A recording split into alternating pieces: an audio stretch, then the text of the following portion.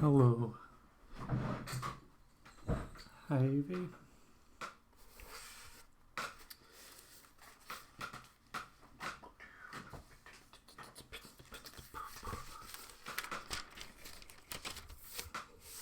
I'm going to see about messing with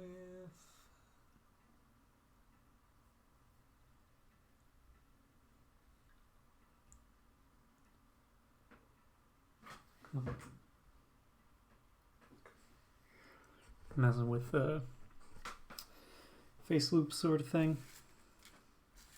Don't know what specifically, but starting with some sort of figure.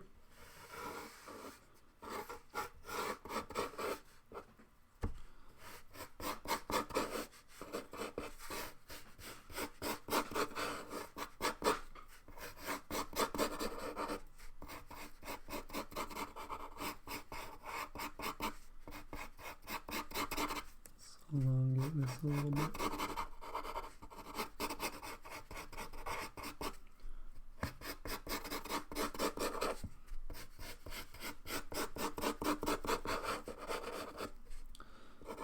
What sort of action do I want this guy to do?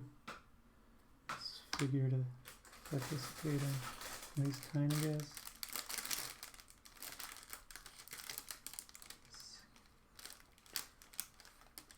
Listen.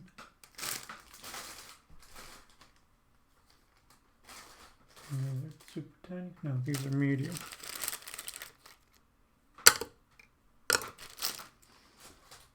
I think I'll go with this guy.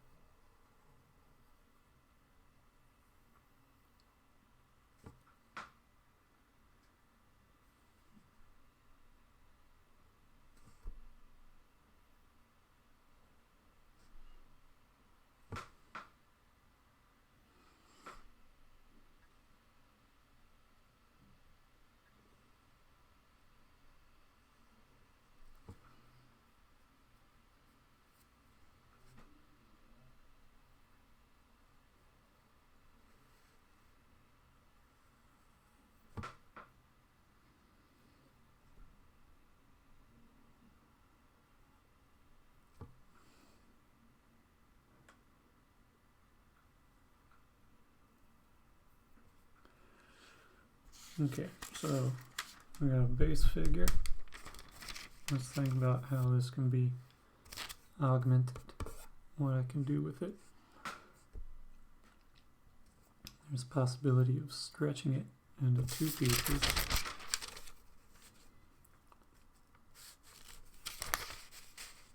Something where it does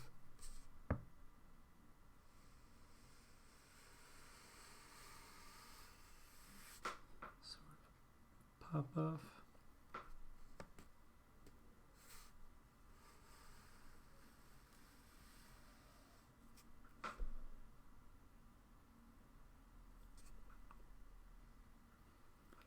Where it either stretches into two pieces or it remains one.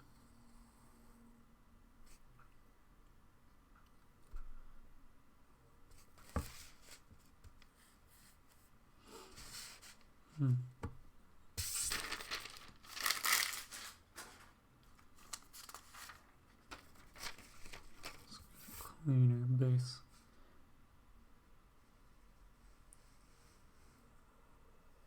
Cleaner frame one, so to speak.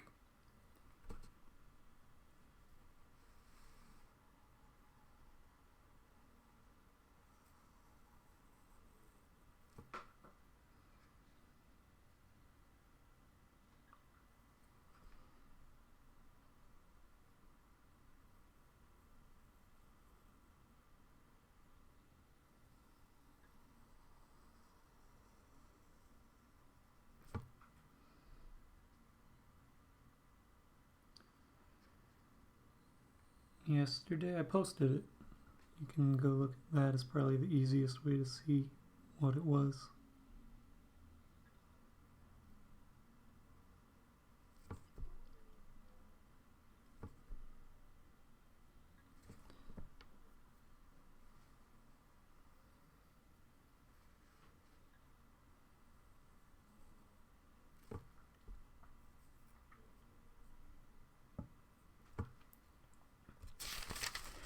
Okay, I'll just work from this guy.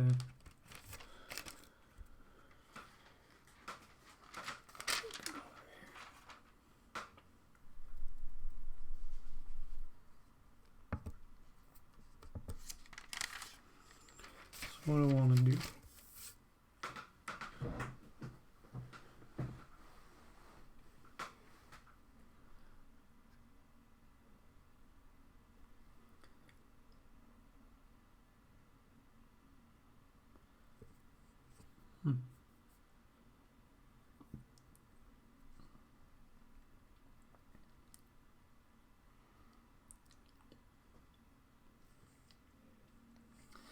I just recreate an old thing where instead of twisting it, sort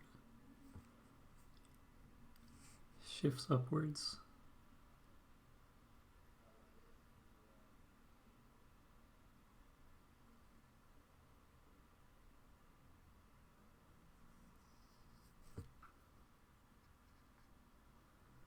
Just gonna do that because it's easier to think of.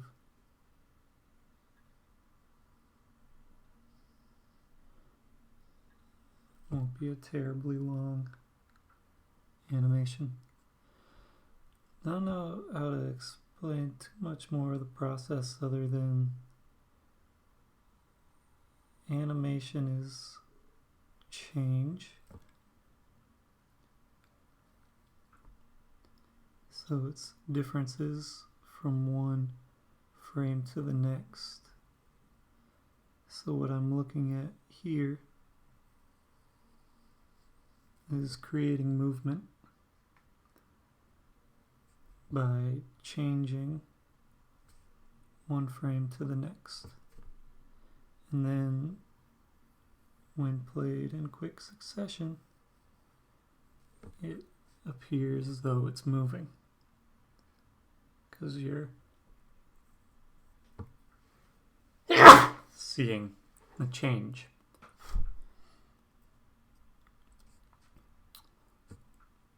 So what I've done from previous frame to this one is I've started this sort of, the idea here is to make it sort of go like whoop, across the length of it. So the first aspect of that is lifting up, and then this will move up in the face, and so you'll have this ripple going up this direction. So the next frame, I'll exaggerate this a little bit and push it a little further upwards.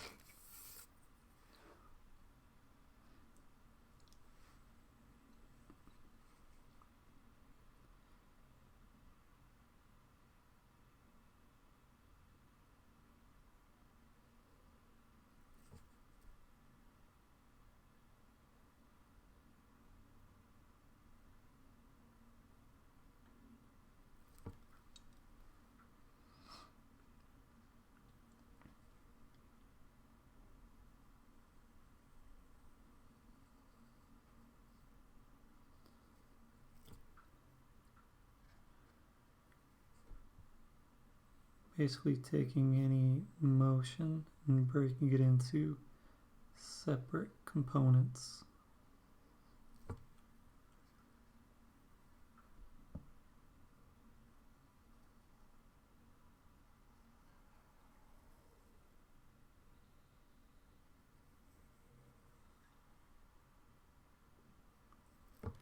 And you can see previous frames using tracing paper. This one might be like 15. It's not a particularly ambitious one. Yesterday was a bit more ambitious, and I got slightly burnt out by it towards the end. And so I wanted to go with something a little simpler that will be a little less time consuming. And also be a little bit more direct in conveying the motion.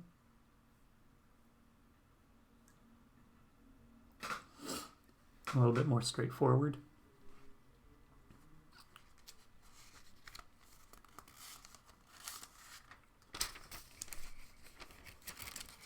That will be easier to view in a time lapse. So now I'm going to let this guy return to its original position and start exaggerating a little bit there.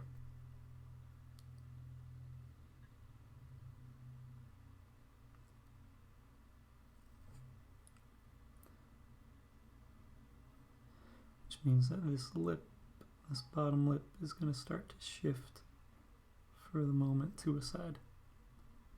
We haven't quite reached up here to where it will affect the upper lip.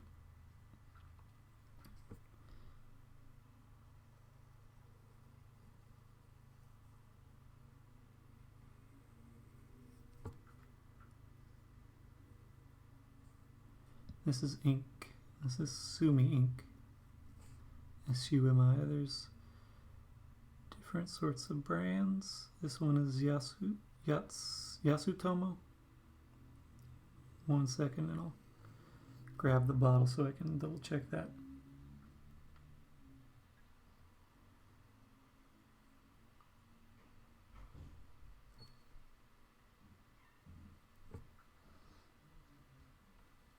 Just going to finish outlining this one.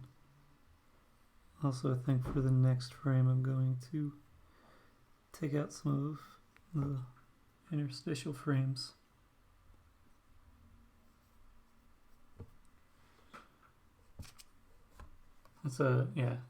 Sumi ink is Japanese. This one's made in Japan. Yasutomo is the brand. Sumi ink, and I think it's made. I've never been to Japan, and now it's not.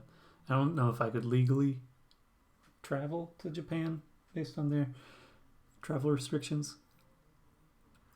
I think that Sumi ink is vegetable soot, and I'm not 100% sure.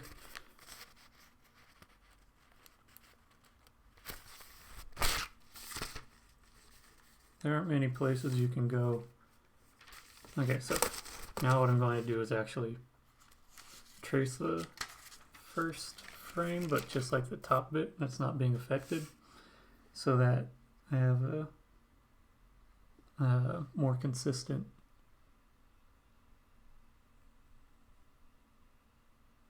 face, because as you trace a tracing and trace that tracing and trace that tracing, what you end up with is sometimes elements shift because this is an imperfect process.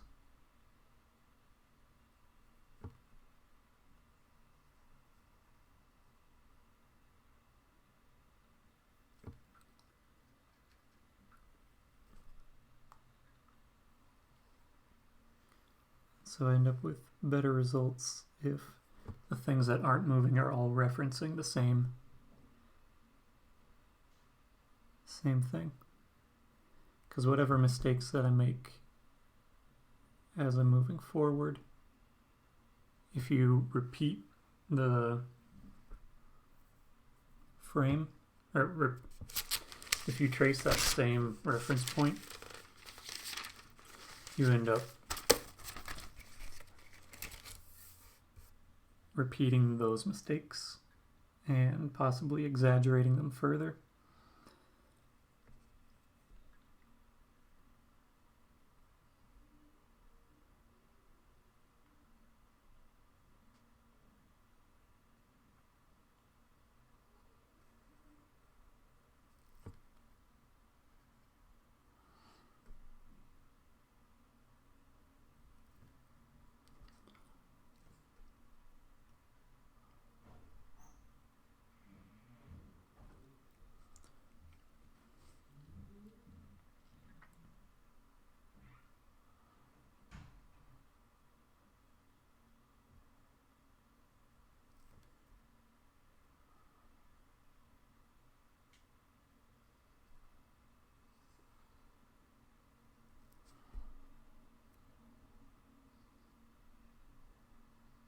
I have to figure out if I want to.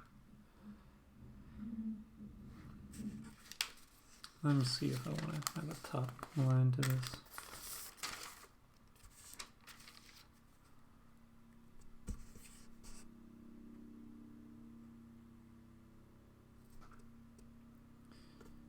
Might be better to have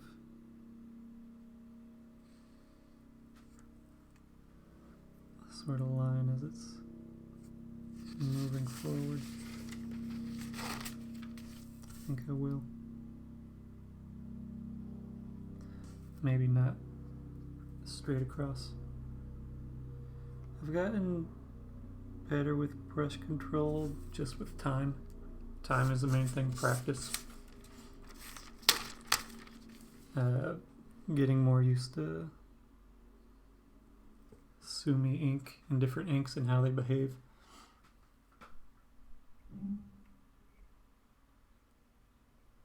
I'm not big on colors. Just, I've talked about it before. It's not what I like.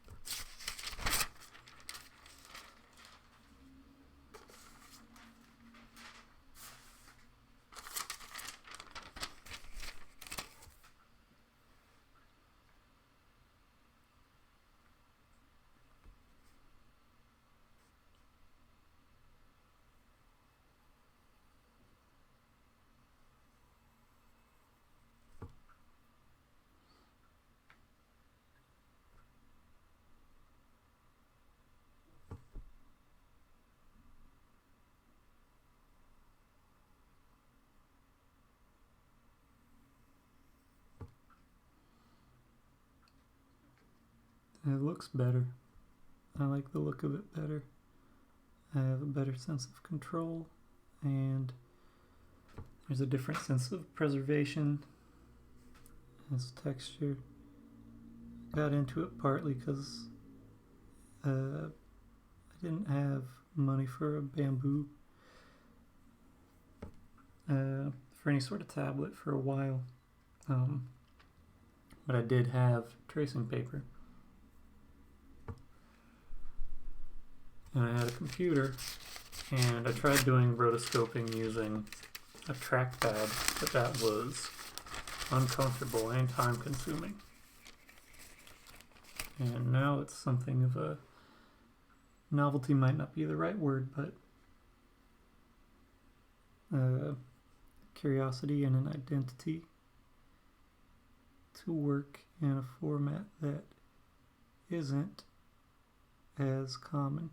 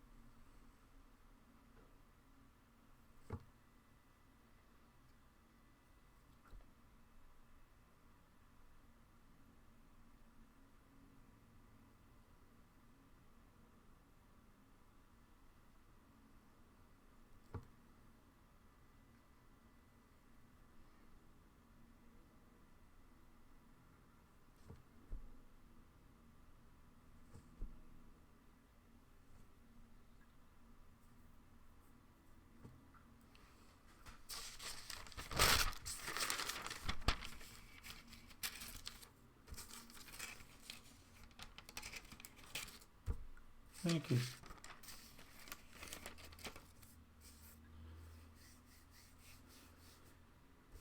I'm currently waiting on my next shirt.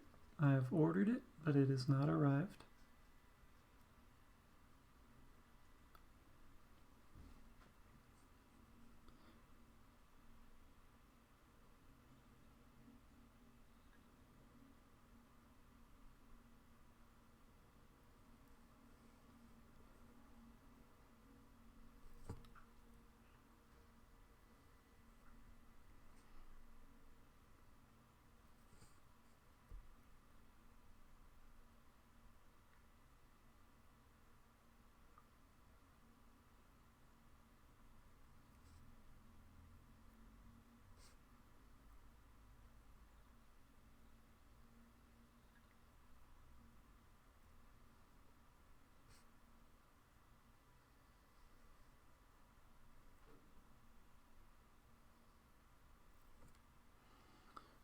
Thank you, Sane.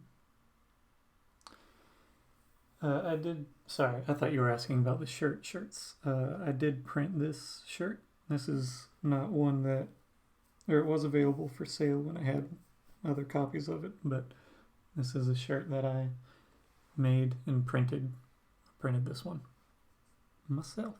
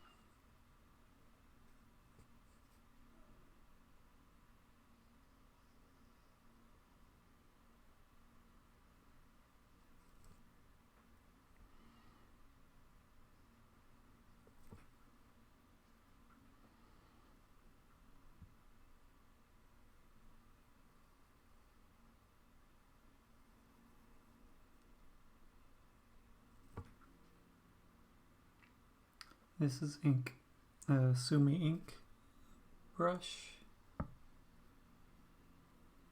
Pretty cheap brush, just a round brush.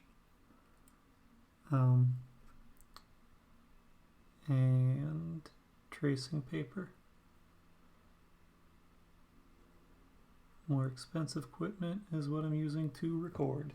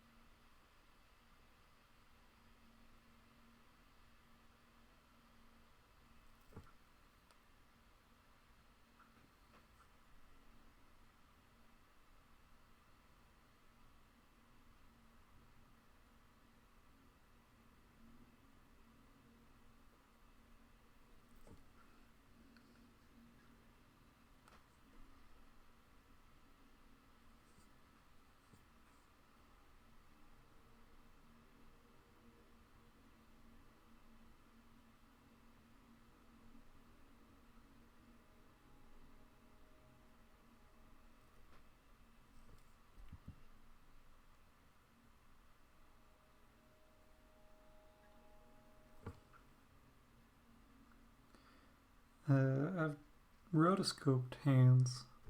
Haven't done too much by means of animated hands themselves. Hands are annoying to animate. That's one reason that a lot of classic cartoons or hand-drawn cartoons, they will have 4 fingers as opposed to 5. Part of it's that it looks weird, and part of it is that the cost of animating an additional finger, the amount of time, makes it more expensive. It's a weird thing. Just a lot of cartoons only have 4 fingers, a thumb, and 3 other digits.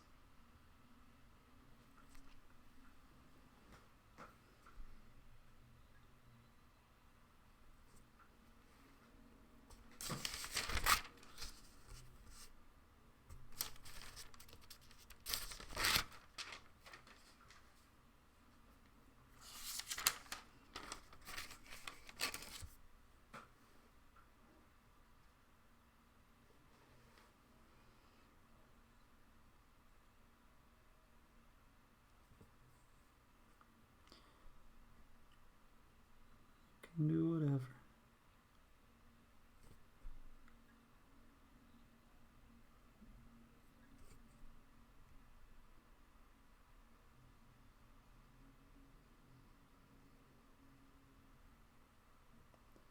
Hands are also just a little bit harder to abstract.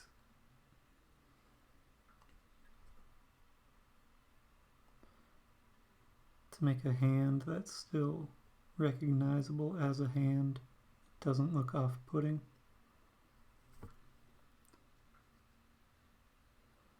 It's more difficult than drawing a face that's abstracted that doesn't look off-putting.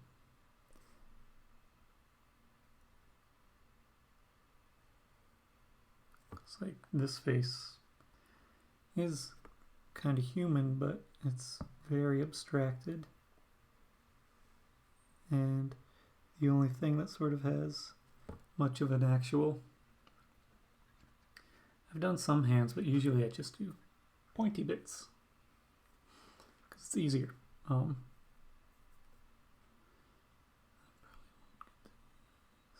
But like, this face doesn't really look like a face all that much. If you're ever breaking it down, like the eyes are just some lines going this way.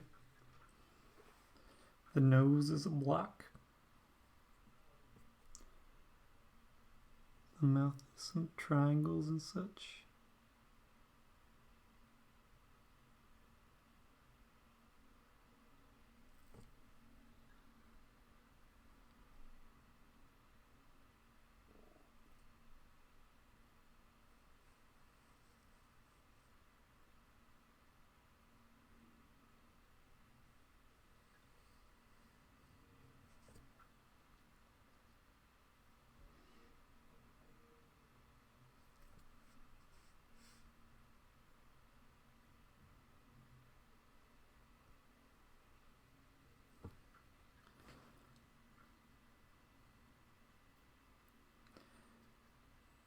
This guy's gonna look like it's paper or something.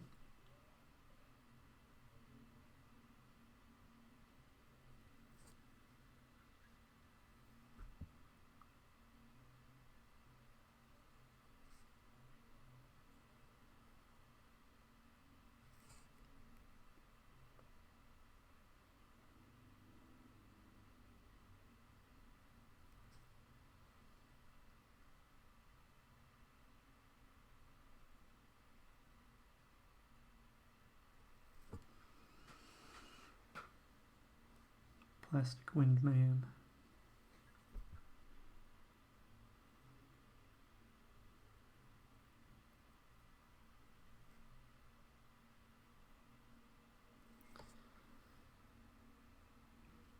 It's been years since I did this particular sort of movement.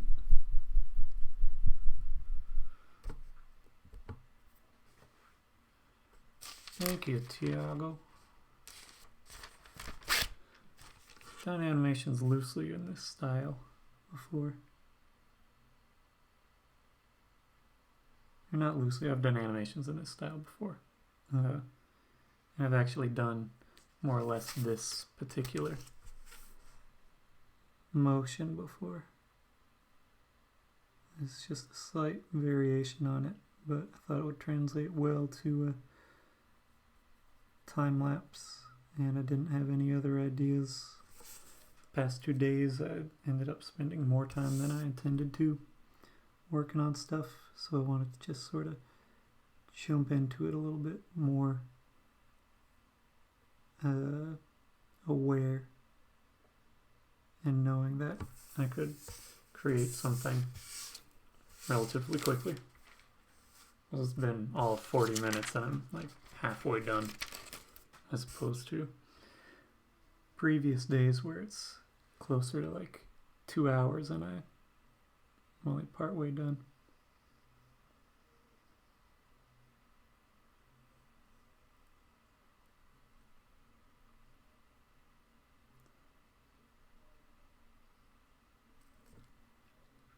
Hello, Kay.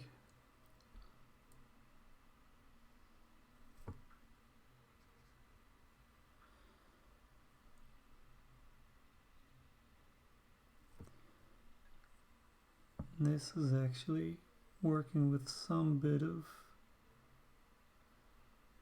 faking, because how this motion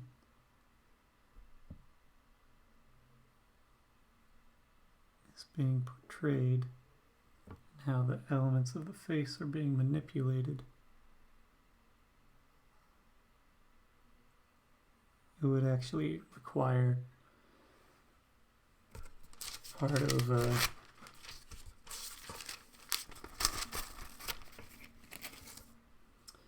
if this is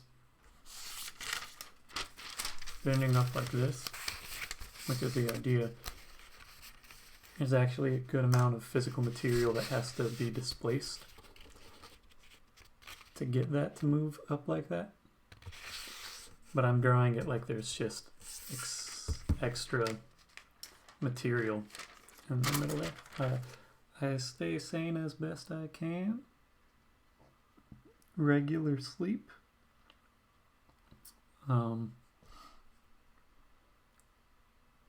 Been sober for a bit.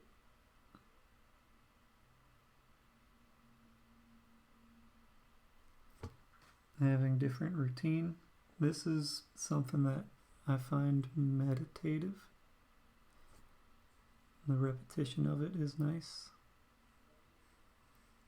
Familiarity.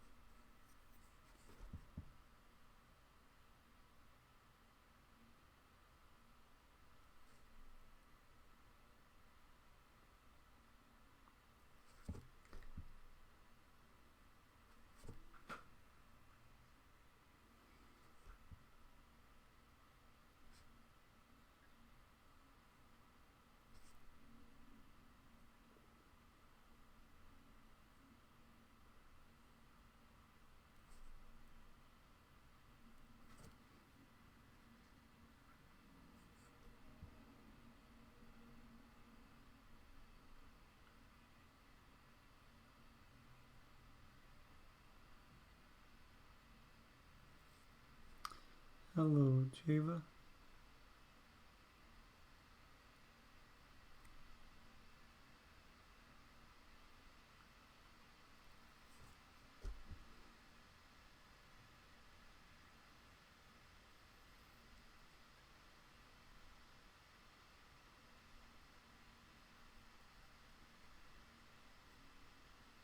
Can hear my computer making noise.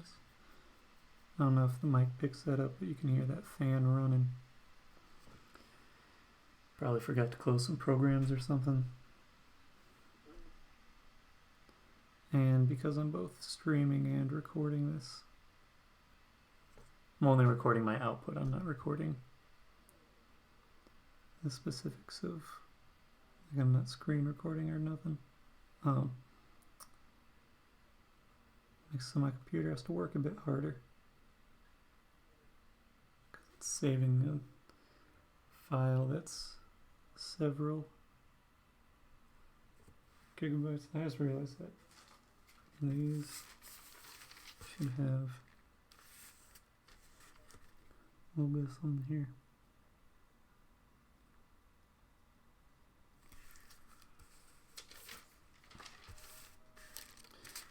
These are curving more.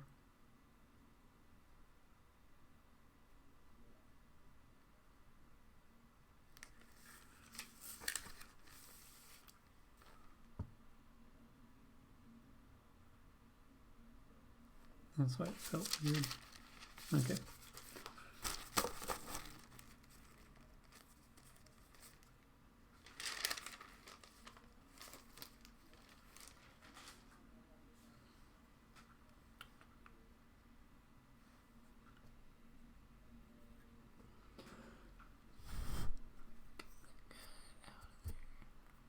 Frame 10 or? Yeah, that's frame 10.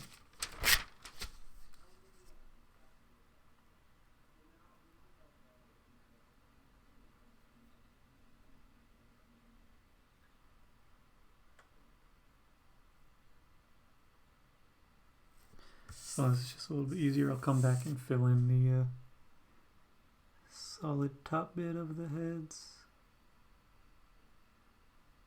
later on.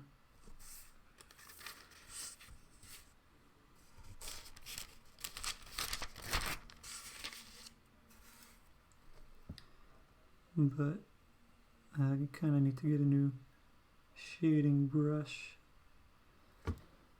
and so it doesn't deal as well with the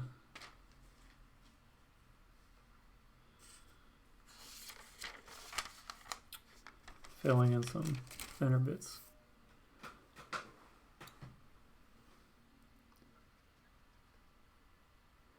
I don't like using color. It's not my preferred thing, unless it's like found or it's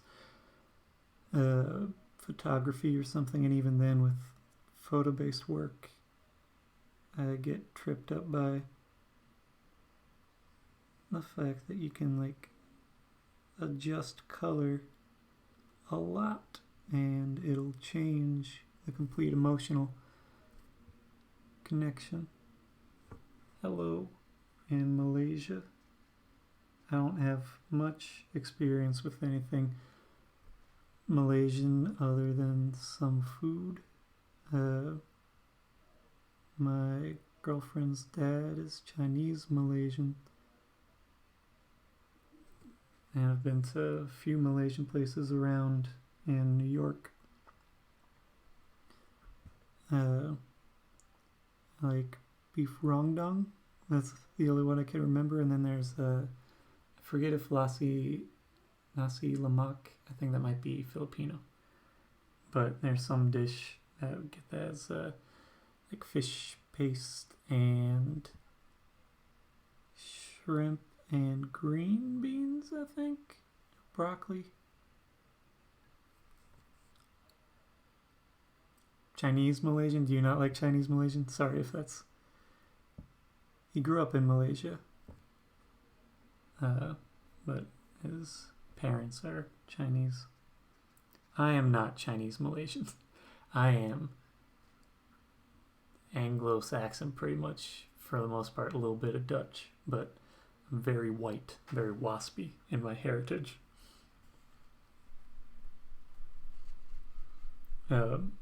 Girlfriend is Canadian. That sounds jokey.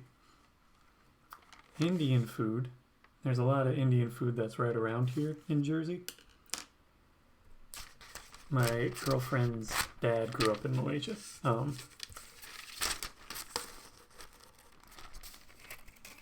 But Indian, my brother-in-law's Indian. I forget where in India he's from, but he's like very central. but he grew up in the States.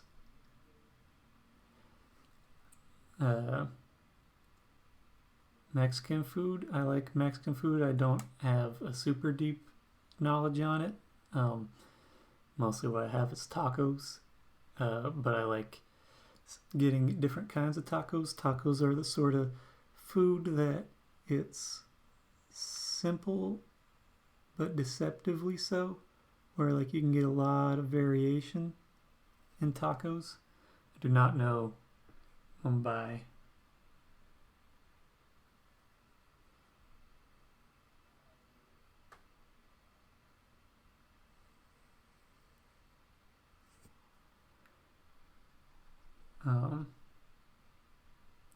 I don't know India all that well.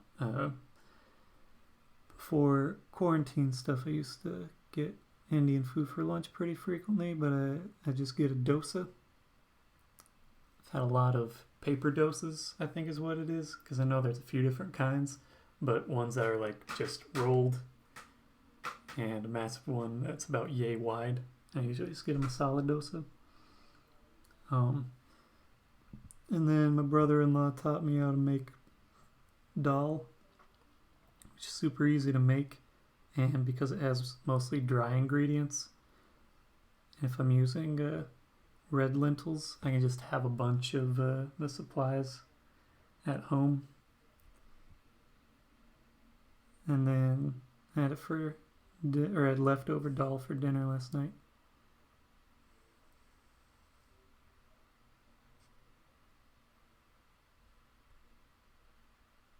Some basmati rice. I'm intimidated by how big India is, how many people are there. There's a spot close to where I'm at. There's a lot of Indian folks in New Jersey, in different areas. There's a place near where I'm at that India Square.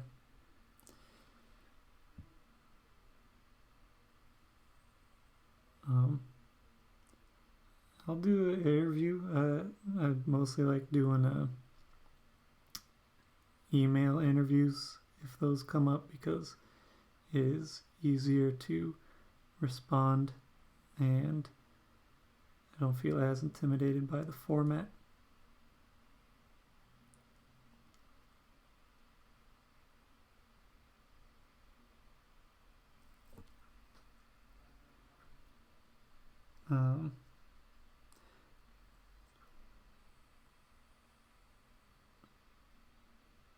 Trying to think other Indian stuff. I like bindi masala. Part of that's growing up in the South. There was a different sort of. Thank you. That's nice. In the southern United States, you can have fried okra, but it's a bit different. It's a little heavy. Well, bindi masala can be pretty heavy. I've felt very weighted after eating bindi masala.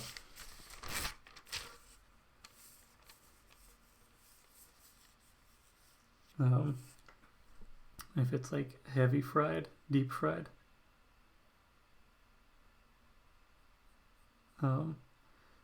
But in the southern United States, you have it with be pan fried with cornmeal. And it would just be fried okra. You can also get deep fried breaded okra, but that tends to be a bit heavier and less likely to be like homemade. But it's been a long time since I've been to a Cracker Barrel, but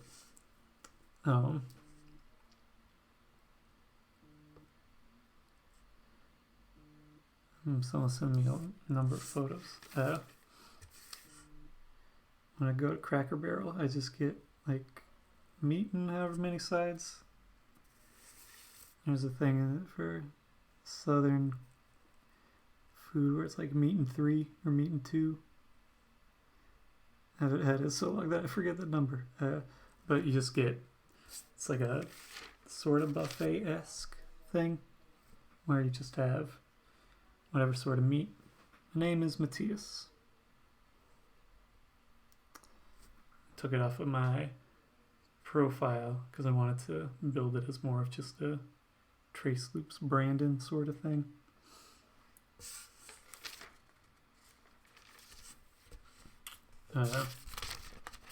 But if you look on other things, it's pretty readily available to find. I don't know what the exchange rate is for. Is it rupees in India?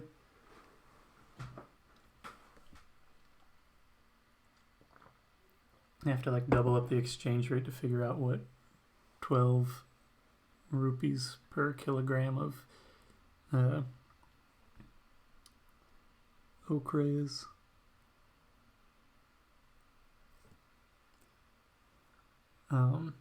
Sort of movies that I watch, I'm all over the place. I do like what it's called, understated comedies or stuff. I really like a documentary that's American movie. It's very fitting for someone like me to be into. Almost in like a stereotype sort of way.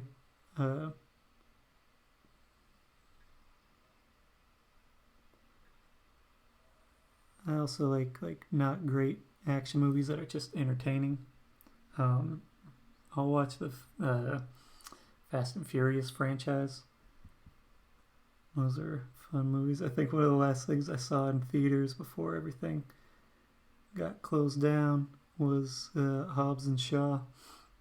I am a fan of Studio Ghibli. I always second guess how it's pronounced. First one I saw was Spirited Away, and then I think after that was Kiki's Delivery Service or My Neighbor Totoro. I know it's not a Miyazaki outright. Oh, well.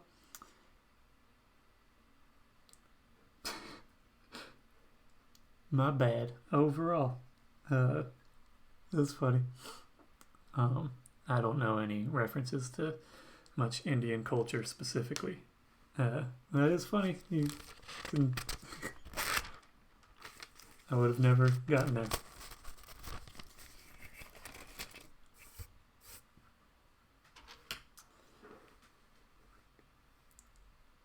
But what was that? Studio Ghibli. I recently, for the first time, I think it's a Ghibli, because I think Ghibli did like a double feature when My Neighbor Totoro came out, of that and Grave of Fireflies. Grave of Fireflies hits hard, but I don't think it's Miyazaki who directed that one.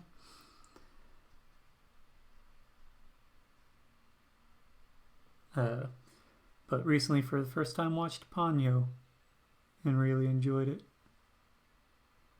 I was saying, Ponyo loves ham a lot recently. I've tried digital here and there. It's just not my preferred method. If it needs to be more precise or timed out to audio, then I'm more likely to use digital tools so I can get a more exact feel of things. I'd never had any formal training in how to dub things or connect things.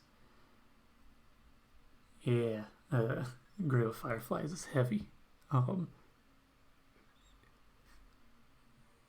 It starts with a child dying from starvation at a train station in post-war Japan, and then you get to figure out how you got there. It's a sad movie.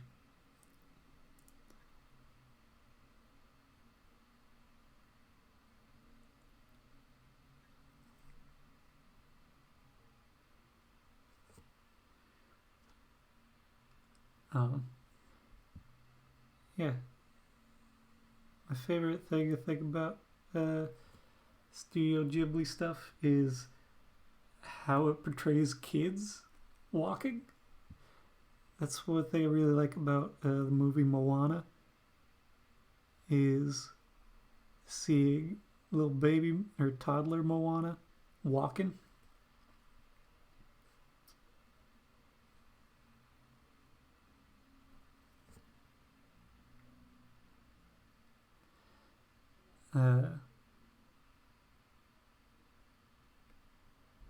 Thanks, Duck Hearts.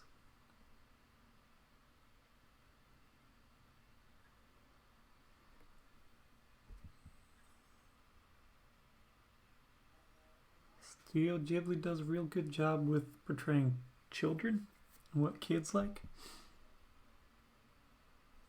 Kids sort of experience the world in a way that's not like dumbing it down. It's just sort of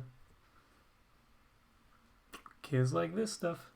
I listen to a podcast because I'm a white dude, and I'm like, give me some more podcasts. But there's a podcast, Blank Check, which is a movie podcast, and I listened to it when I was working on a project because they've got like 3-hour episodes where it's like, we're going to talk about Point Break for the next 3 hours.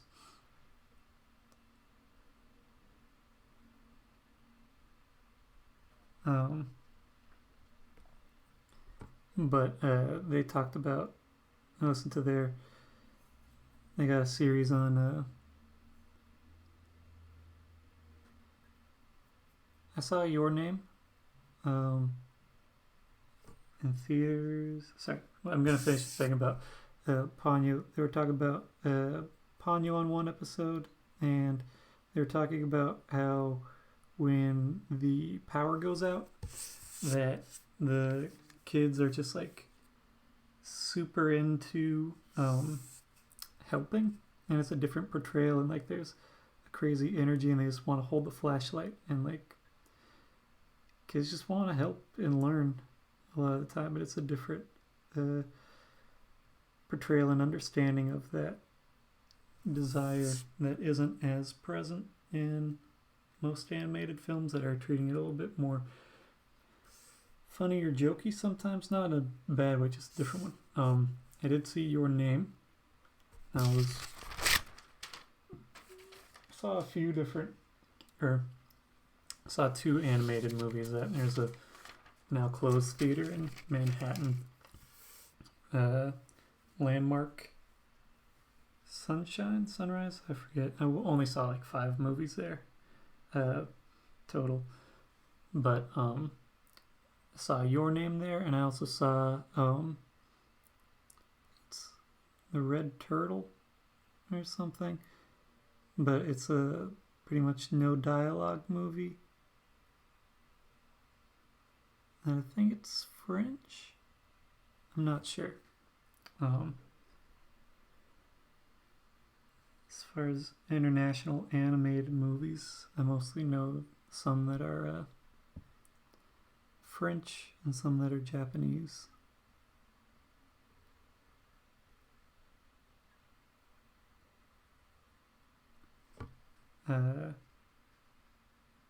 What's that one?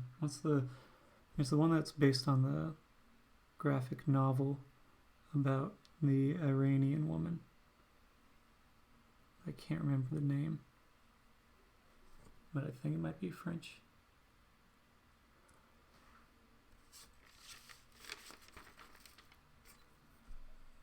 I've spent a good amount of time with these brushes and this ink. A lot of learning learning how to be more comfortable with brushes is like cutting paper or something else. If you just you have to read the material a bit to identify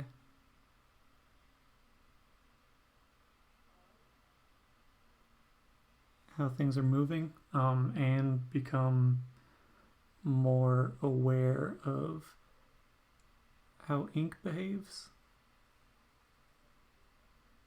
how much ink you do or don't have, and how that changes the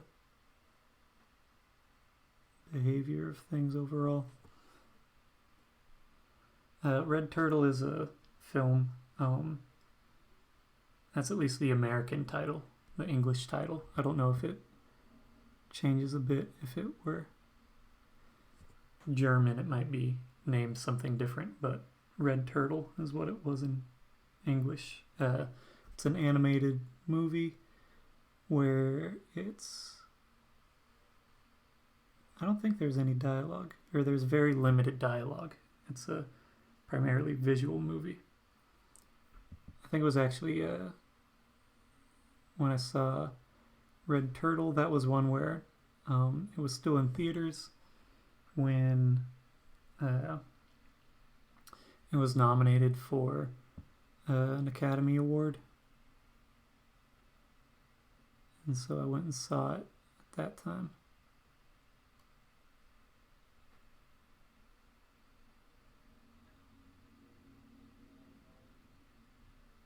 And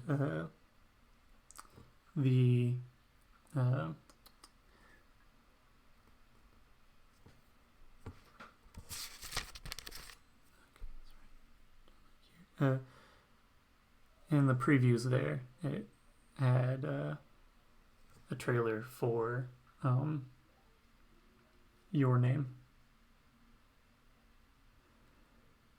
Favorite movie? I really like Fargo and American Movie. Those are two of my favorites. Fargo I like because it's an interesting movie that shows some interesting characters, but there's something that is present in a few different Coen Brothers movies where they feel very violent,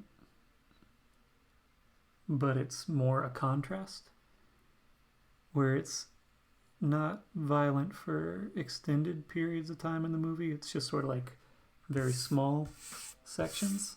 So in Fargo, there's the kidnapping, and then there's a few instances of some gun violence, but the vast majority of the movie is just people talking and sort of being odd a little bit. I also really like the relationship of Frances McDormand's character and her husband,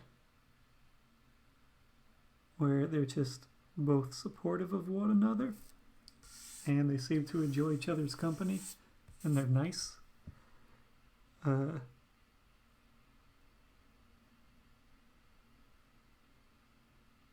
And as of just like watching TV, it's seeming like they appreciate one another. So that's another reason I like Fargo.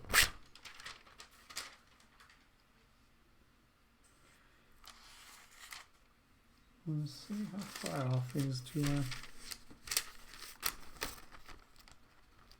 No, it's not bad. Okay.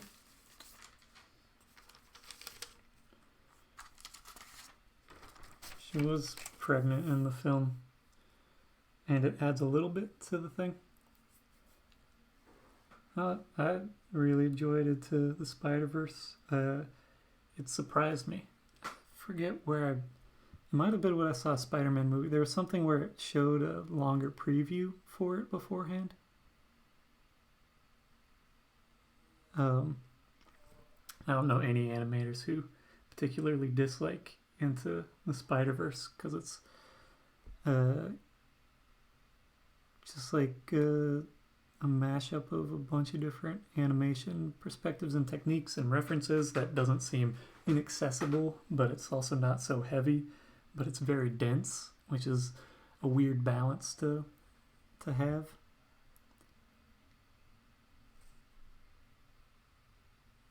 It's also really nice because it's basically like saying anyone can be a spider person, anyone can be a superhero in different contexts, and it presents it in a way that gives various facets and celebrates the idea that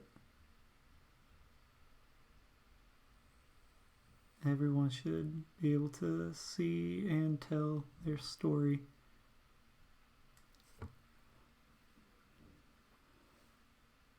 You can be excited to talk about things. It makes it so there's less burden on me to figure out, either to be in silence for a while or try and talk about whatever I'm just happening to think about. Into the Spider-Verse combines a bunch of different things, and it's impressive, and it made its money.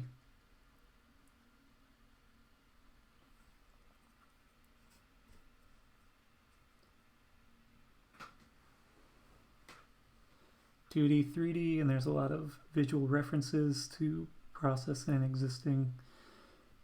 Just a bunch of different stuff is referenced in that movie. Also, I forget the specific involvement, but the people from Clone High did stuff with it. I think they were writers for it. I forget precisely what their role was. But it's crazy because I remember watching Clone High when it was on MTV and thinking it was very funny. And it's weird because it's made something of a comeback recently, which I never thought it would. There's different things popping up with Gen Z and absurdism and such that I feel like was what I was into, but it wasn't like as popular as it is now. It's weird seeing it in a different sort of format. Maybe I'm projecting. I'm like, hey, I thought that was funny.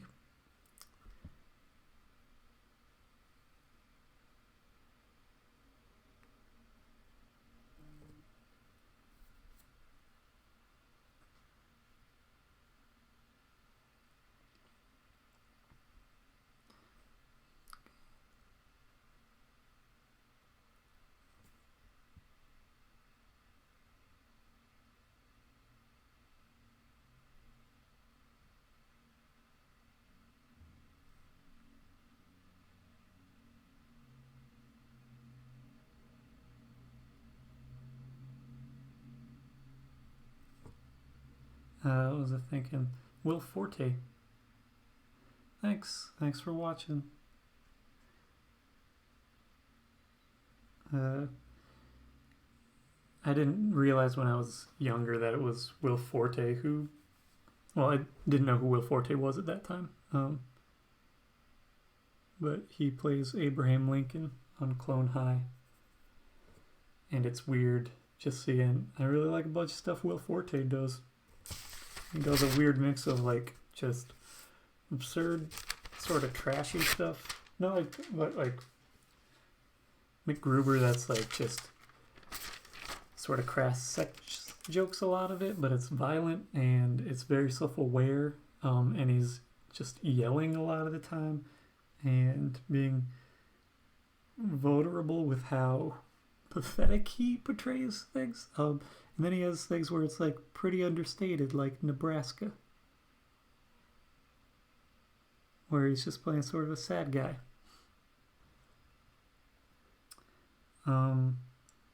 For art in general, been into it for a while. Animation was like middle school was where I started getting into some bits of animation. Okay, I forget. Where I've always liked Hello Witchy Perici. Sounds very Italian. But that's also not how it would be spelled in Italian, I don't think. Anyway, the way I said it sounded like an Italian witch or something.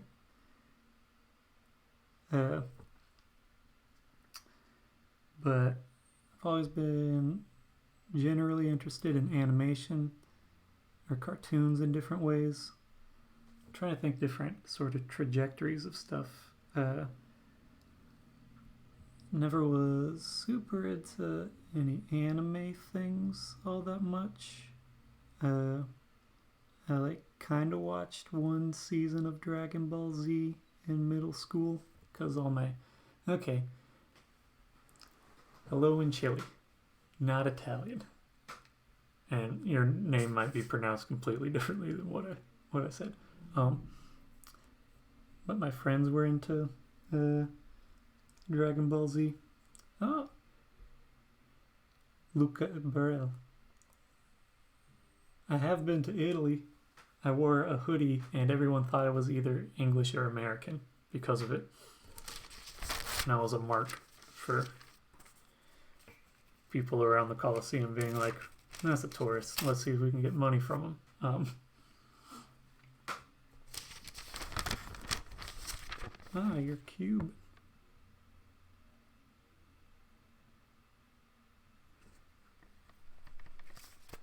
Mostly know Cuban Americans who either are from Miami or lived in Miami at some point.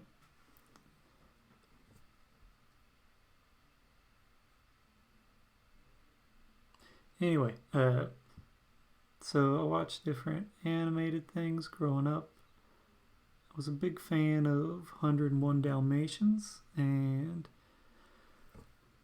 Mulan and the animated Hercules, which is a different sort of Disney vibe when I was younger. I also liked a lot of Adult Swim things. So it's a different sort of animation coming there that's a little bit more understated, both because of the nature of the storytelling, but also because Adult Swim didn't have that much money compared to other broadcast things. Had some access to Nickelodeon things. Watched various Disney stuff at whatever age.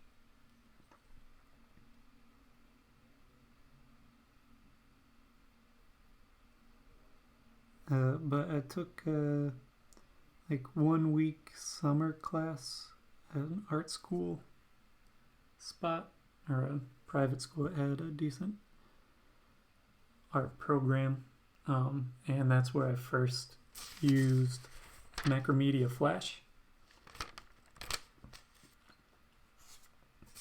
And I messed with that for a while. I did flipbooks to some degree.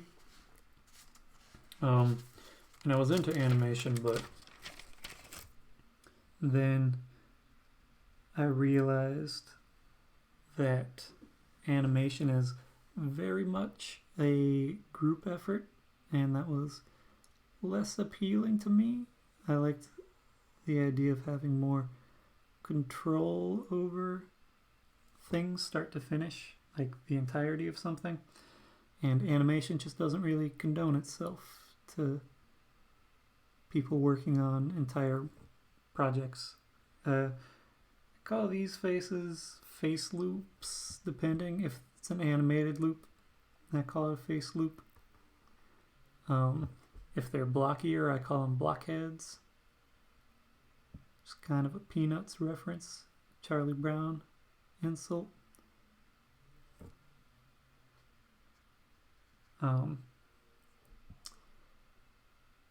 But I got into doing digital work, more graphic art sort of stuff when I was in high school. Did a lot of Photoshop stuff where I would just take photos of classmates and create sort of cartoon tracings of them. Stuff that was very much derivative of folks like Roy Lichtenstein and Andy Warhol, where it's pop art, and my interest in it was very much a reflection of interest and appreciation for advertisements and stuff like that. So I'd lean towards graphic artwork and graphic design, where I was like, graphic design is something where one person can do pretty much the entirety of the work, and it was a little bit more accessible in that way. And so I went to college for graphic design and got a BFA in that. But as I was going through college, I got interested in Tumblr stuff and animated GIFs and started messing with those.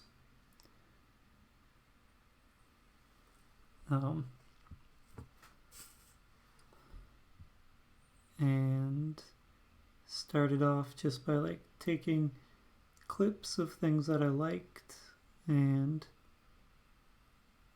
editing them into animated GIFs, where it was just focused on that one section, and it would just be rips from like YouTube videos or just however I could get my hands on various video files. And then I saw at that point on Tumblr there was a lot of data moshing happening. Not a crazy amount, but I would like see it and I wanted to do it.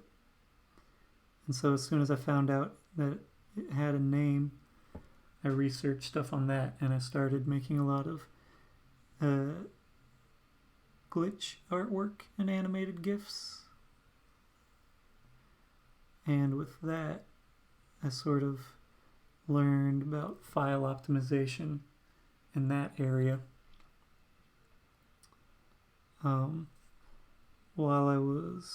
So I still had like a little bit of a background in animation and used it a little bit here and there while working on things for graphic design projects, where it would be like working on a fake brand or rebranding of something. I'd be like, I can put a little animation on my logo that I made, but I was more interested in the animation than the logo. Because I was like, this is where it feels like I have some creativity in the part of it that doesn't feel as much like I'm trying to appeal to some sort of aesthetic that isn't necessarily mine. And playing with how those things sort of exist. Also with animation, there's a feeling of sort of a reward of bringing something to life. So things go from this stagnant thing to being alive. So did animation to some capacity there, and then I started messing around with, I had no idea what it was called. I knew it was a technique. And eventually someone told me, but I started tracing over video, which was not a unique concept.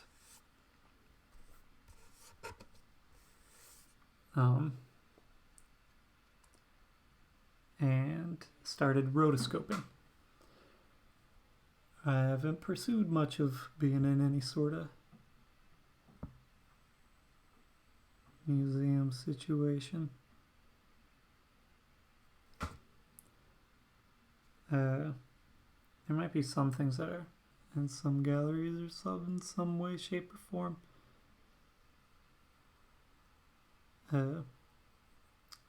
So I started rotoscoping things and started pushing that a little bit here and there and revisiting animation a bit more. And I was posting on Tumblr, and at some point I submitted a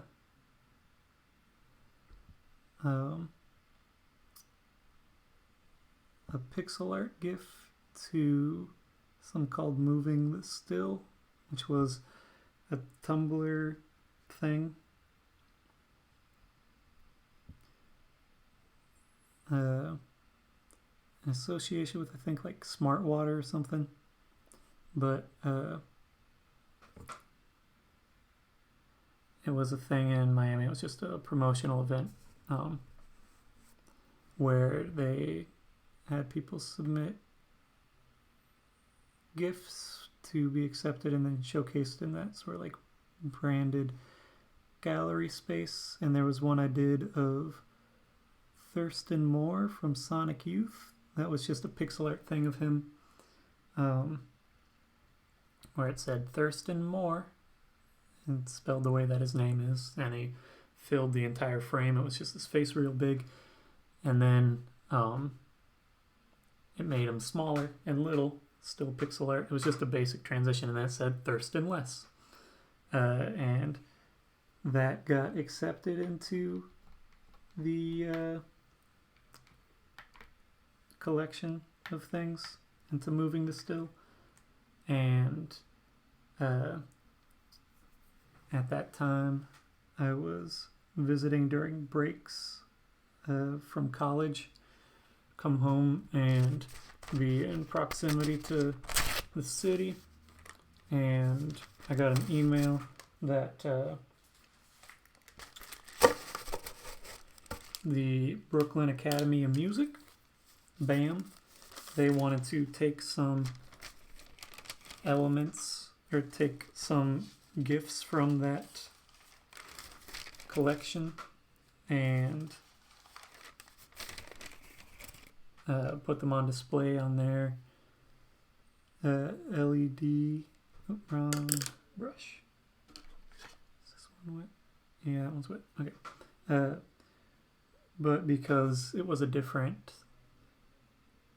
venue from what the submission form agreement was for the initial moving the stills, I had to give permission for that format, and I was contacted by somebody who used to work at Tumblr,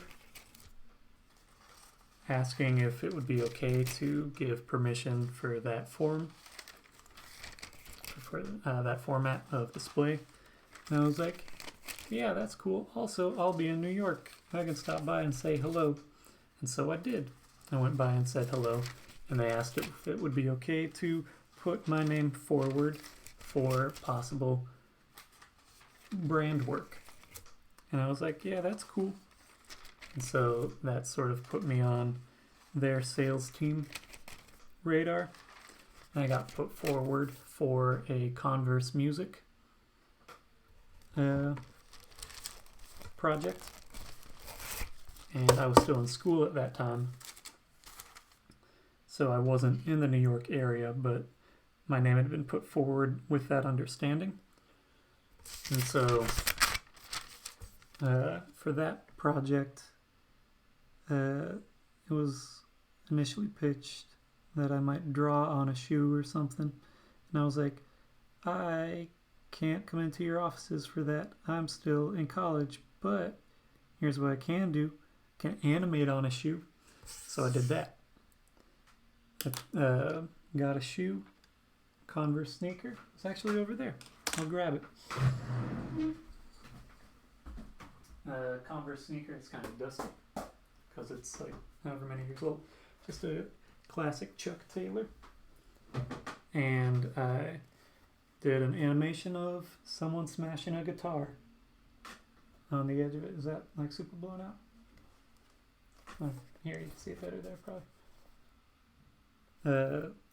And then took photographs of the shoe where it would line up position wise, and animate that way. And that put me in contact with some different ad agency sort of stuff and affirmed more of my relationship with people at Tumblr. I did a few different pieces for that campaign, and they did well on the platform, and so that was while I was still in college, about to graduate, and at the tail end of college I was most of the senior level courses, what you're doing is just revising projects. At least for my experience, because you're revising projects for a portfolio to try and get a job.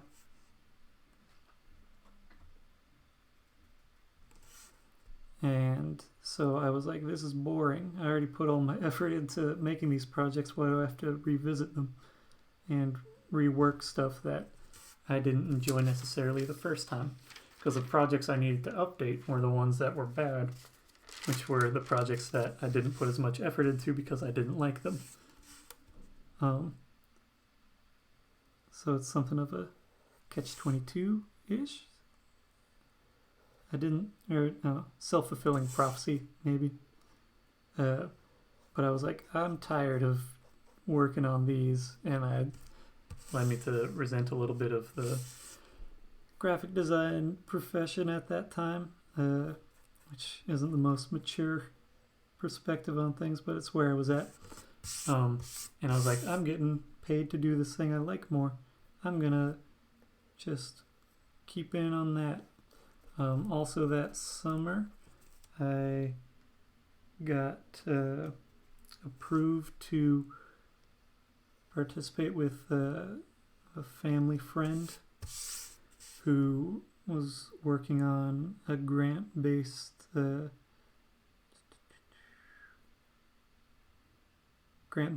project with something funded by a program, Google Summer of Code, and I was the right sort of in between for what he was looking for, where it's art and tech. So I like have a just general understanding of programming in different capacities, and I might not be the person who is gonna like make a program from scratch, but I can recognize generally what's being executed by a program and adapt it, which is what a lot of creative coding is.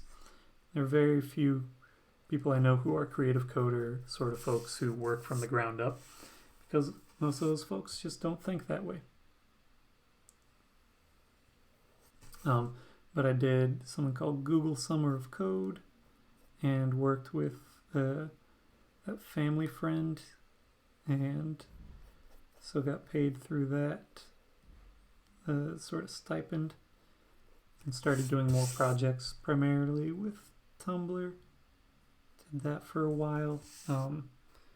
Then once Tumblr was purchased by Yahoo, they changed their sales and advertising dynamic, where Yahoo just sort of like switched to, they're like, we don't need to have the internal sales team.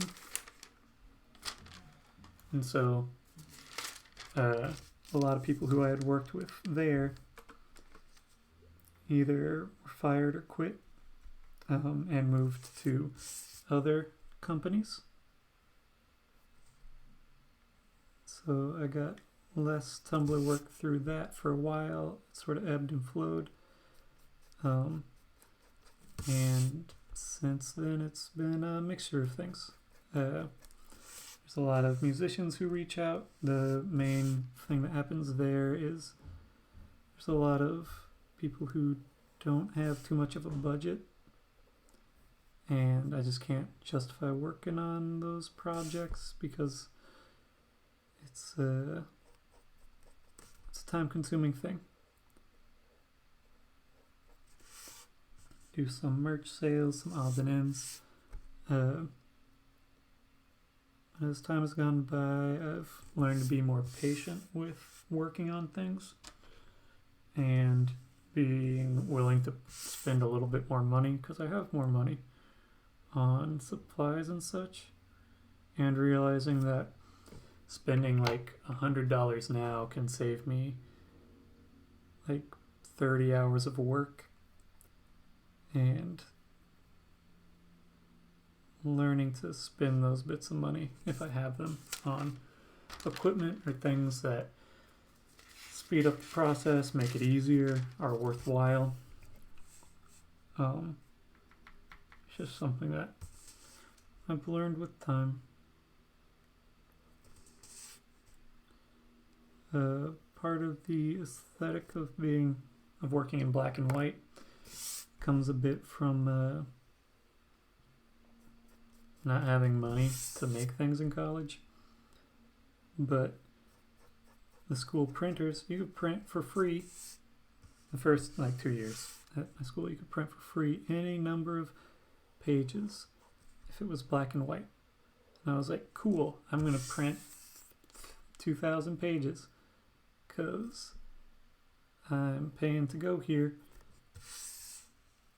I'm going to get my paper's worth. And then they limited it to 500 pages per quarter. And so shifted how I excessively printed paper.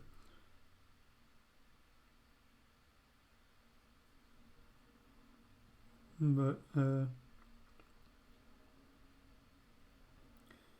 you want to transfer things just for the sake of transferring them, and it's not super permanent for wear and tear sort of deals, but you can do something called the laser print transfer, where it has to be a laser print. So like a copier or a Xerox, or if you know that you have a laser printer at home, anything that when it prints pretty quickly and it comes out feeling kind of warm, that's pretty much guaranteed that it's a laser print. And a laser print is one of the two main types of household or office printing. And what most people have in their homes are inkjet printers, where what's happening is there's 3 colors of liquid ink, maybe 4. Yeah, it's usually 4, because you have the 3 color and then you have the black cartridge. And it's got little bits of liquid ink that are up in that cartridge, and let's see if this one works better. It's dropping them in a pattern, and it's being absorbed a little bit into the paper, and it gives you a pretty good image that's a little bit more blurry typically because the ink soaks into the paper and the paper disperses the ink a tiny bit. But then you also have laser printing, which it adheres toner onto the surface of the paper. It doesn't get soaked in at all. It's on top of the paper and it's heat adhered, which is why it comes out warm. And because it's just on the surface, you can use a blender marker to transfer that printout onto various surfaces, anything that can sort of pick up that sort of deal. So I did a bunch of that in college to create mock-ups of products and such, because I could transfer it onto blank products in black and white pretty easily using that free printout and a $7 marker that I purchased. Maybe it's not $7, but it's less than $10 for the marker. But you have to get a kind that has a sort of pungent chemical. You can also buy the chemical as just in bulk, like in a can or something. But I never did it enough to justify that.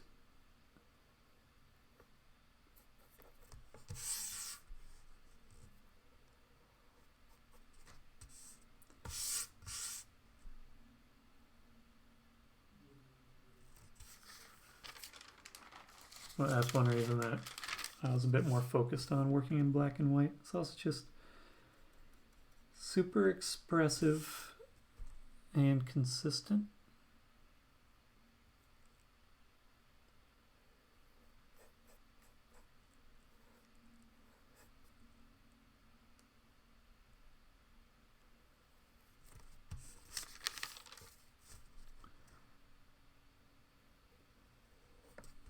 when you're working in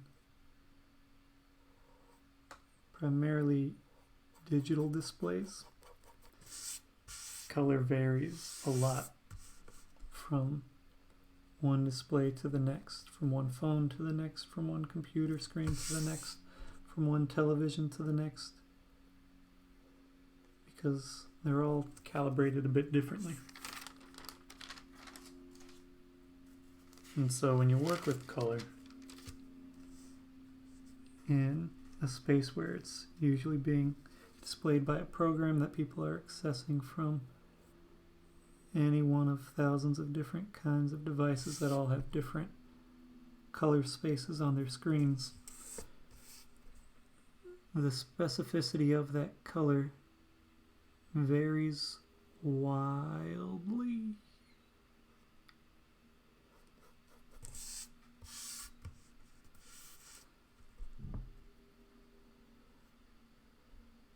So what looks like this very specific pink that you like on one screen will look completely different on another.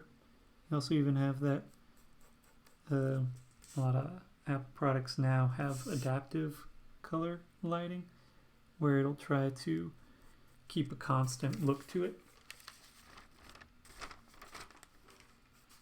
depending on what the light temperature is that it's picking up for ambient light in the space. But that means that it changes a bit too. You get some variance even on the same device as to what the color appears like.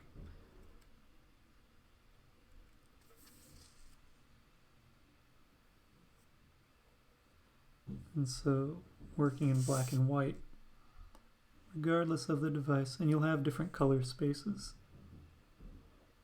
that come about as a result of, or it'll change what the grayscale elements are in that color space. It'll give them a little bit of a tint one way or another if you were to compare one screen to another right next to it. But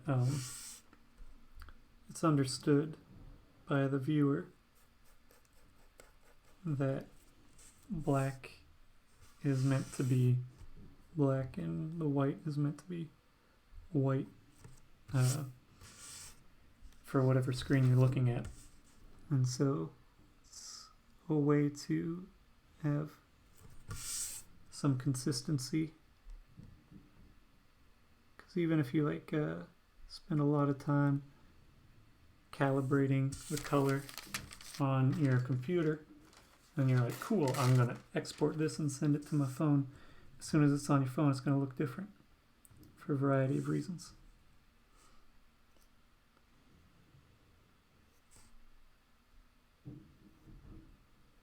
Also with black and white, I was able to, when working with animated GIFs, keep texture in there, limit the number of colors, and just use a dithering pattern to change what the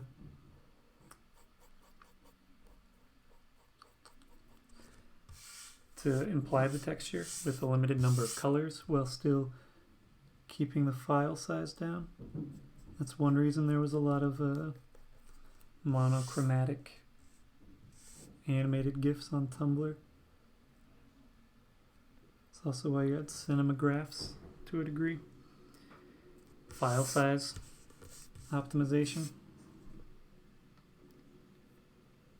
Because when you have a cinemagraph where you have only a small section of the photograph that's moving, the file size is much smaller because it's stagnant and it doesn't have to change what the information that is happening. It doesn't have to dedicate memory space to that because it's just stagnant.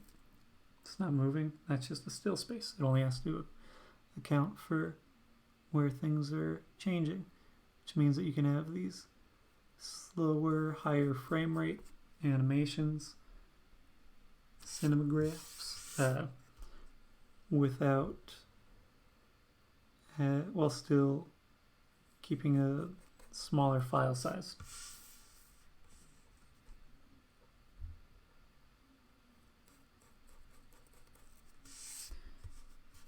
So there's a number of things in digital artwork space that are and traditional artwork spaces that are a direct reflection of the technology of the time. One way that you're able to have impressionism, people going out into spaces and having light and messing with that, is that paint switched to being, or paint tubes were sold in large, or in commercial situations. And so you're no longer creating paint in your studio and restricted to sort of that space where you have your materials and your pigments and such. So you could go out and about. Also you have the invention of photography.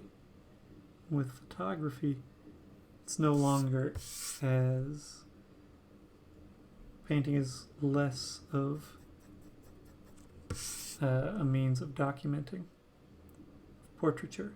You can push things to be more expressive and abstracted because the goal is no longer a perfect recreation of what you view, what you see with your eyes. Because you can do that with a camera, much cheaper, much faster, much easier. And the time and effort that has to be dedicated to portrait painting. And there's still a market for it, but it's a much different sort of thing. It's more harkening back to old money, and if you're going for like a straight, accurate portrait of a person, it's more referential than it is just happenstance. I don't know if that's the right word.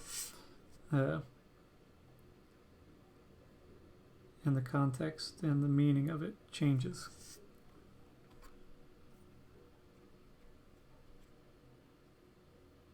It's no longer preserve me for history, it's showcase the artwork and such. I don't know.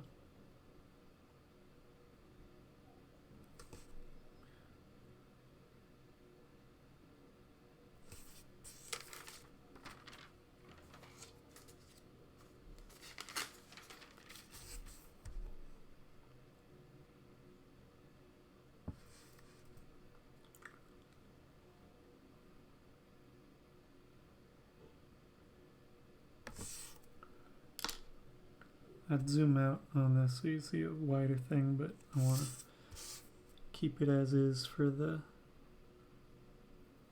duration of this painting bit so that when I time lapse it's not as jerky.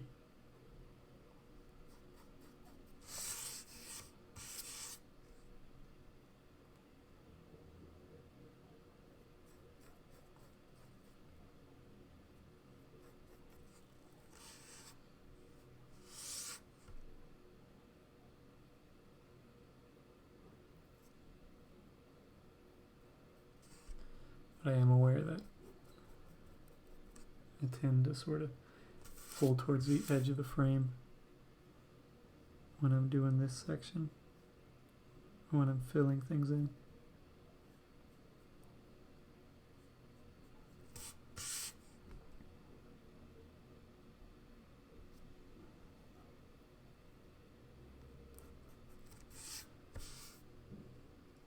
Thanks, Alex. I know a lot of people named Alex. Feels like I meet people named Alex pretty frequently. It's like, which Alex am I talking about? You're welcome.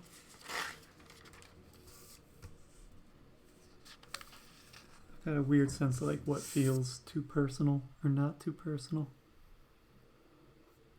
And usually things feel too personal to me if I'm sort of speaking for someone else. Like whatever my experience is, I can be like, whatever, that's not too personal.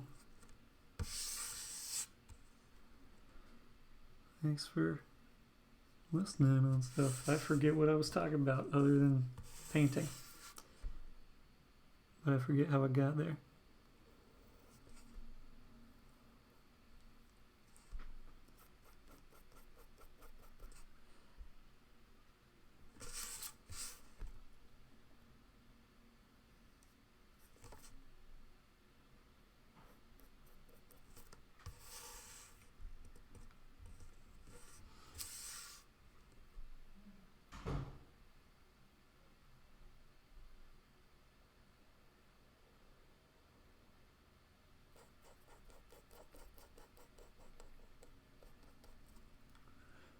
Lost my train of thought. That's okay. Some other train will come by.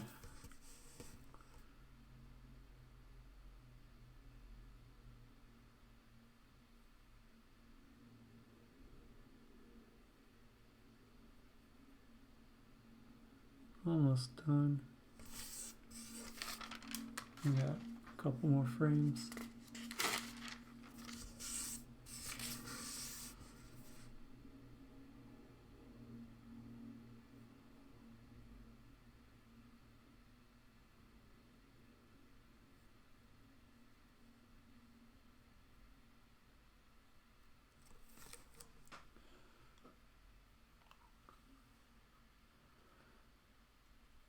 I figure it's a mix with artists and how they go about sharing things or not. I understand if people are a little bit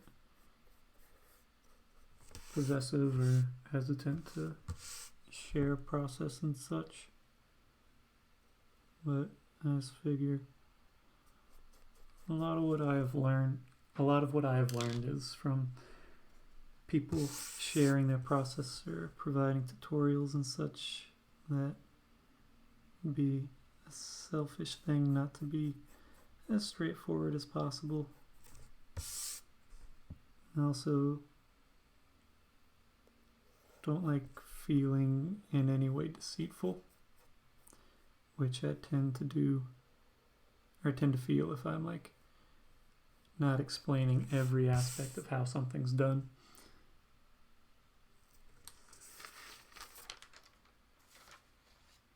There are also a number of people who have spent a lot of time figuring out how something works. And once it sort of has reached their understanding, they've spent a lot of time and effort figuring that out.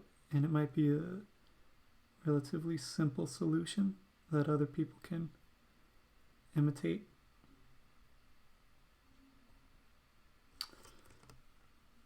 And might do so in a way that's exploitive of the other person's time and effort. So I understand people being protective of their process and such.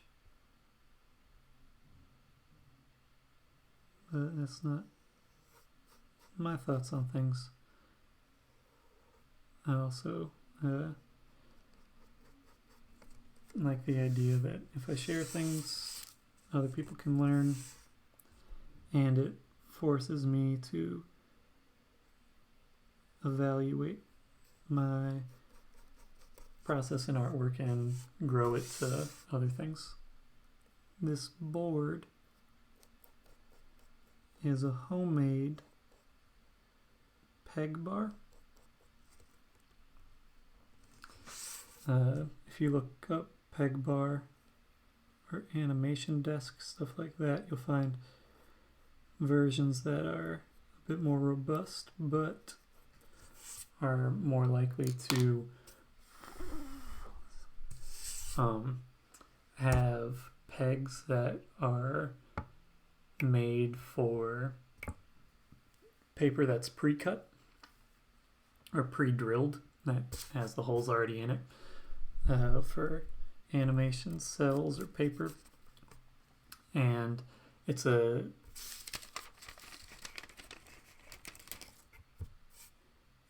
different different set of pegs. It's I think it would be a circular peg in the middle and then 2 elongated pegs on either side. And I couldn't find a tool that would let me cut my own paper that way.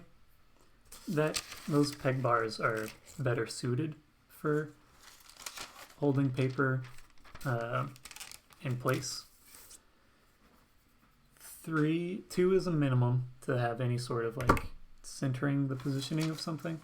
3 is better, but the size of this paper and your standard hole punch places it to where I'd have to shift this and I'd have difficulty lining things up because my 3-hole punch, I made this myself, but it's made so I can do 3-hole punch stuff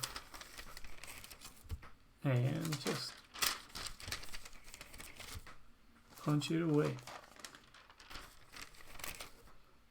But if you're looking for one that's pre-made, peg bar is what you can look for. This one I made using it's like a peg joiner kit or something like that, where the first iteration I did of this I used peg joiner or dowel joiner, where it's meant to strengthen joints for furniture building, where you drill 2 holes for a corner joint and it's a butt joint, so it comes up like this, and you would drill holes into this board and then drill holes into the board going perpendicular to it, and you glue in little dowels on one side and then glue them on the other, and it helps to strengthen the connection between the 2 boards. But you can buy those kits and it'll come with little dowels that are shorter than this and a drill bit that'll give the right size for that dowel. Most 3-hole punches, the hole is like a 1/16 of an inch larger. I don't know what it is if you're in a non-US country, what those sort of standardizations are. But you can get that sort of joiner kit, and then you can put some dowels down in there, trying to get them as perpendicular to the baseboard as possible. The longer the dowel is, the more it has the possibility to shift.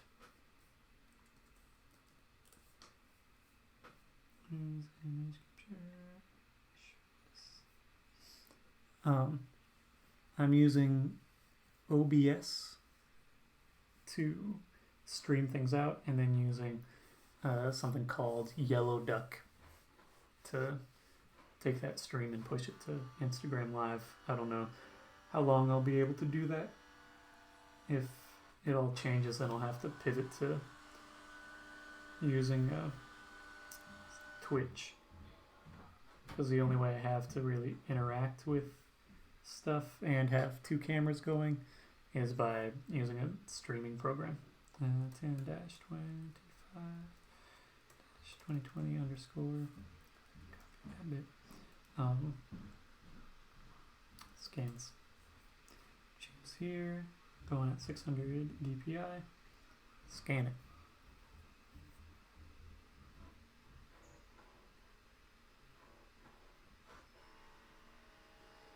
It'll be a minute before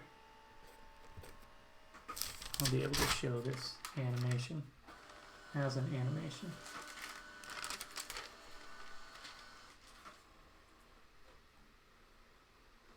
Just gotta scan these 18 frames.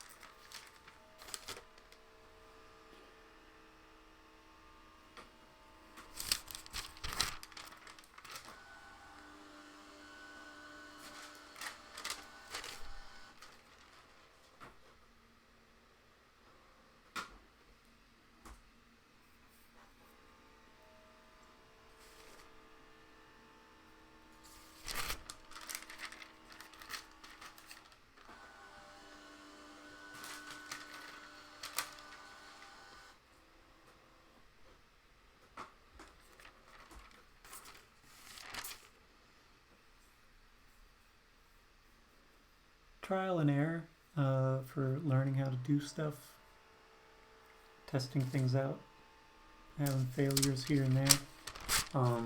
Something that helps with learning to understand motion for me was rotoscoping, tracing the stills of video to create motion, and then augmenting those, which sort of goes back to some of the learning of animation throughout the history of animation. Yawning.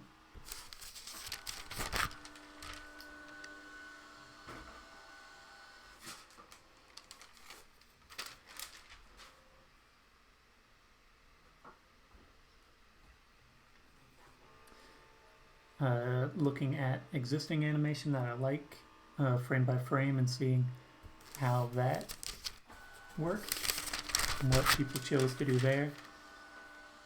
Seeing the pacing, conceptualizing motion, learning about animation smears and techniques. I am scanning right now. I don't know if you can hear it, but I'm taking these frames and scanning them so that I'll have digital images of each of the stills.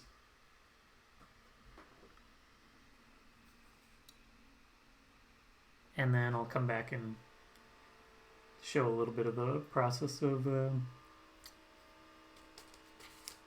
compiling the stills together.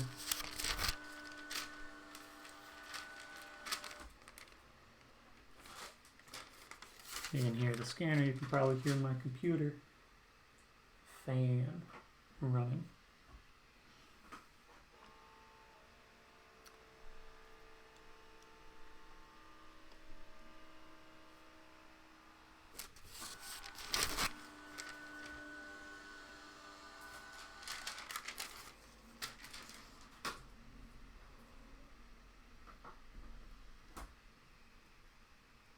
I've been streaming every day for about a month, except when I had food poisoning. I'll be taking a break, most likely doing like a small family get-together thing. Need to get tested again before that. Also, I think my tooth's bothering me a little bit, so I'm gonna call and see if I can go to the dentist sometime this week. So depending on the availability of that, I might be skipping that day. But I've been streaming daily, and it's working for producing stuff and such. And I don't have any food allergies. I ate some undercooked dumplings, and it hit me bad. I don't make a living from this specifically. I make money from doing commissioned work or brand work, a little bit of money from selling some merchandise, but it's mostly projects that are commissions either as brand work or for some artists or stuff like that.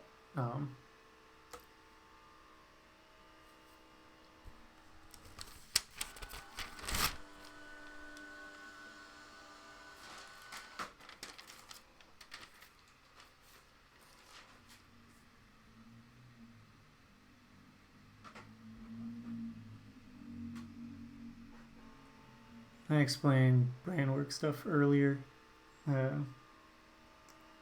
I'll do a quick overview. I submitted to a contest thing, and it was being posted by Tumblr, and some other, I think Life Water or something. And getting there, they had to a different group wanted to use that some of the stuff that had been accepted into that contest for a different venue, and so someone from Tumblr reached out to me, and I made contact with them, and eventually, someone asked if it would be okay to put me forward for some brand work, and that was the initial sort of contact that I had with that deal, and it just sort of continued on with that. I work largely in the same sort of style. There's a bit more rotoscoping that's more likely to take place. I've done some things that don't reflect. Do I have Photoshop? Not yet. Okay. I'm gonna minimize this so it doesn't pop up.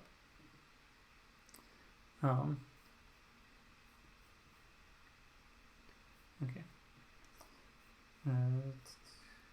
Quit that and turn on display capture so you can see. Some stuff that's outside of this sort of style, but it's primarily this sort of style. 1 second. Turn this off while I'm compiling these files. Scanner's been doing a weird thing where it puts everything in a temporary location.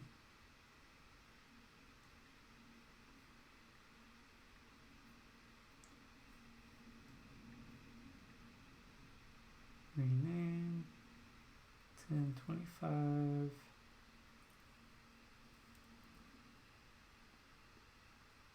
Ripple face from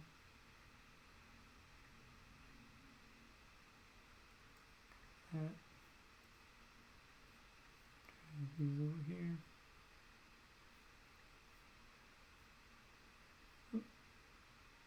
Cancel. Sorry, I'm all over the place. Trying to answer too many things at once. Let me get this settled.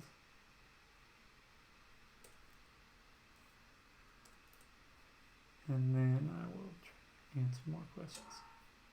Okay, now display capture on and Photoshop. Now I can grab these.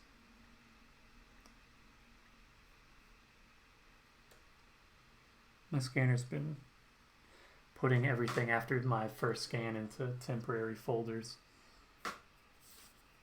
And so I have to go there and get it to the actual destination.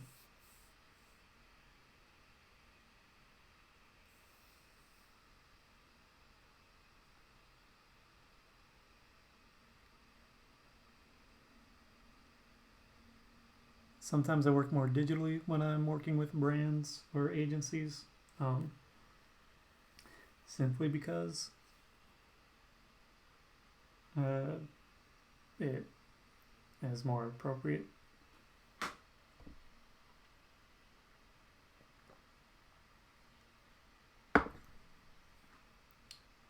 Or because I'm working for other people, if I have to make those sorts of sort of adjustments that brands want or need, for the sake of time and sanity, I have to work in a different sort of format. Frames from layers.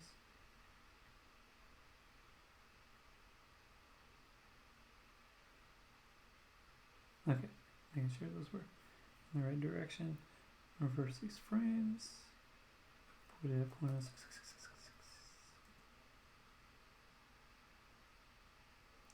Just a simple little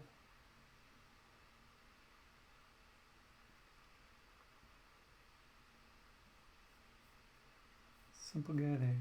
Now let's darken this a little bit. Too much, but enough. And let's get at least 20.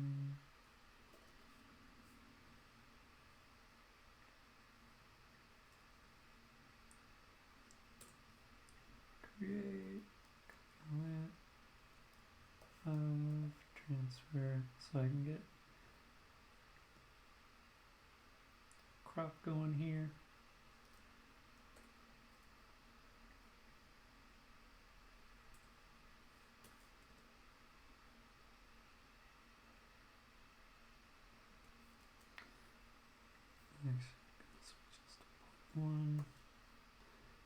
easier to save out.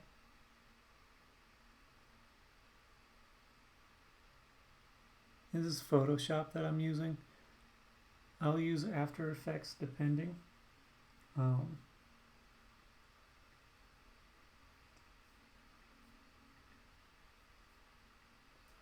10-25-2020 underscore cropped.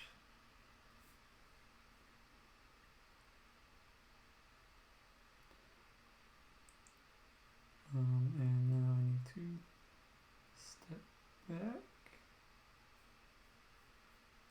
And let's just make it a square.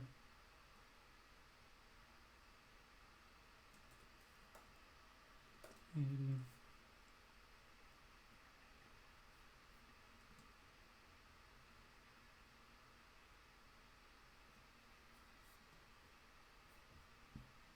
Now we're gonna sort of up contrast a bunch so that I can save this as a GIF and throw it into this feed so you can see it easier. Save designs 125.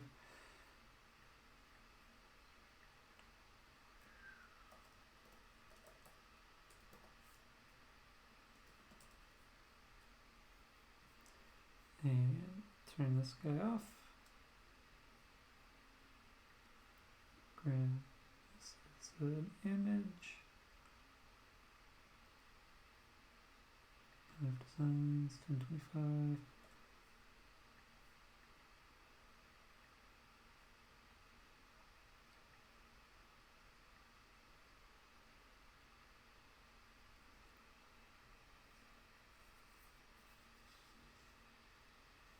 There you go.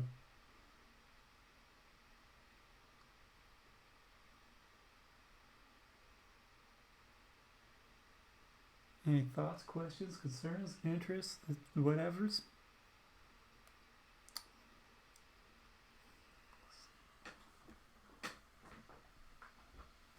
Yeah, I got all this. Okay.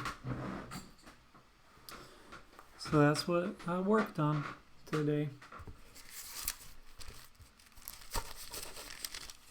There, there's better.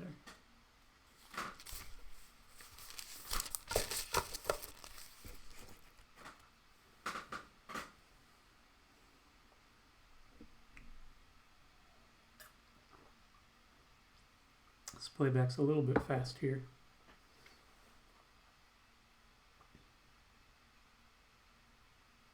But anyway, if you got any questions or anything, throw those out. I'll try to answer them. I will put this up soon on Instagram and TikTok and Tumblr. It takes a moment to prep everything.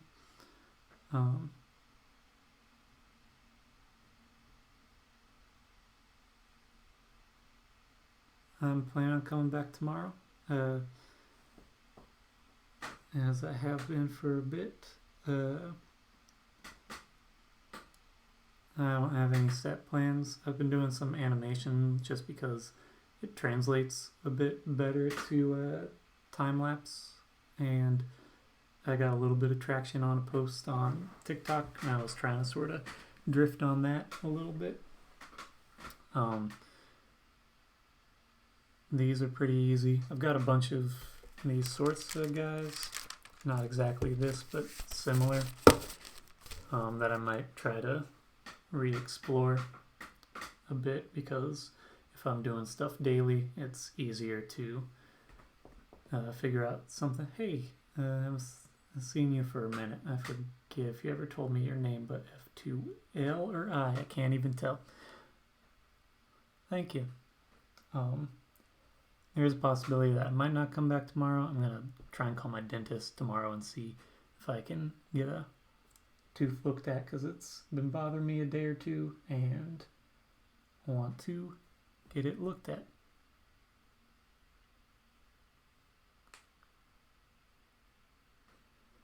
But seems like you guys are just sort of saying thanks and goodbye. If you got any questions, throw them down. Try and answer them, but give you like, from where I'm talking, 30 seconds or so. because there's a delay between when you see it, then when you type, and then when I see it. There's a stagger there that can be up to like about a minute. Squeaky chair.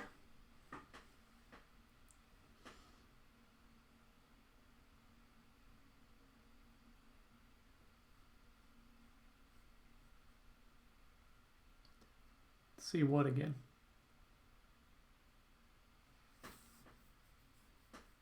You want to see the paper? Paper's just here.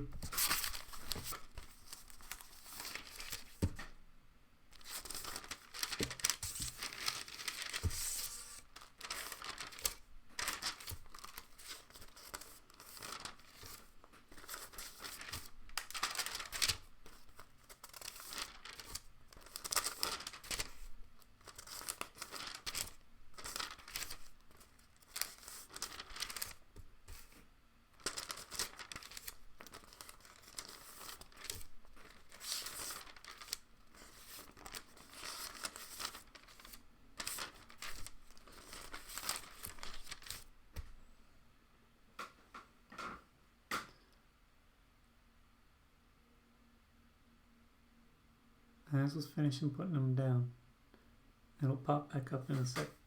There.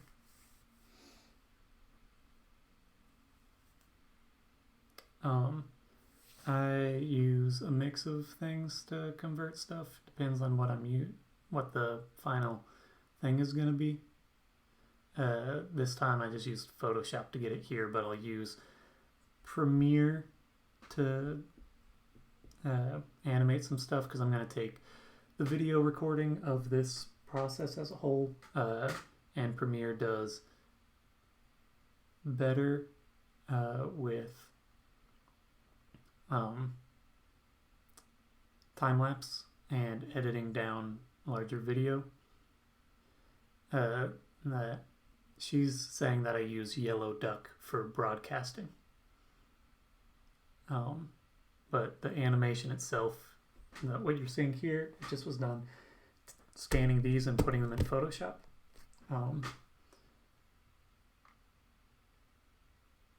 But eventually I'll also use Adobe Premiere to save the actual video file that I'll post out places. Because Photoshop doesn't have as much, it's a pretty limited video export. So what I typically do is export stills, then import an image sequence into Premiere so that I can throw it onto the process video, and export it in a smaller file size into an H.264 MP4 video.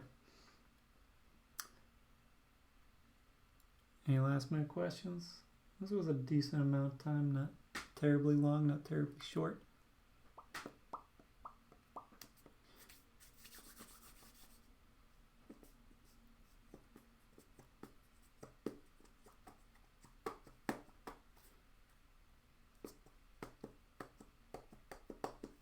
Funny noise. Okay. Thank you all for watching. I'm going to head out. If you have other questions, you can DM me or something. Adios, folks.